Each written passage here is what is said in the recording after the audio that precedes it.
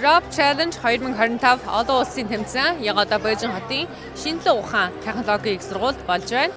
Rob Challenge олон улсын роботын тэмцээн бол жил бүрийн Бээжин хотод зохиогдох олон улсын өргөн хэмжээний наадам болно. Энэ удаад дэлхийн 42 орны 5000 гаруй тамирчид 3 өдрийн турш ур ухаан, бүтээл чадвараа шалган өрсөлдлөө. Тэмцээний хүчтэй өрсөлдөгчдийн нэг болох Монгол улсын баг нь уг тэмцээний түүхэнд чансаагаар 2023 он 3 дугаар байр, 2024 он 4 дугаар байрд бичигдэж байсан бол энэ удаад 6 алт, 7 мөнгө, 5 хүрэл медаль хүртэж нийт дүнгээрээ Хятад болон Тайланд улсын дараа 3 дугаар байрд шалгарлаа. 82 хүний бүрэлдэхүүнтэй Монголоос ирээд байна.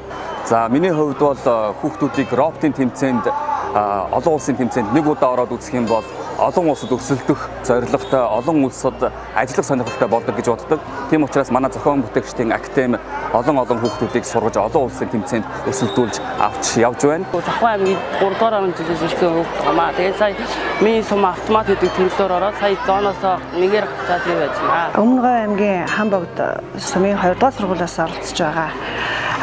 Бэмсэр ахлагчтай Лего роботын багийнхаа одоо өнөөдрийн Бээжин олон улсын тэмцээнд орж байгаа таатай байна.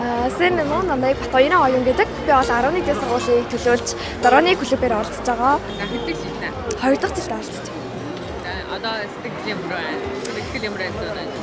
Их гоё байна. Энэ жилийн тэмцээн үнэхээр гоё болсон юм болж байна. Тийм. Би хамаг талаараа хичээж оролцсон болохоор үнэхээр баяртай байна.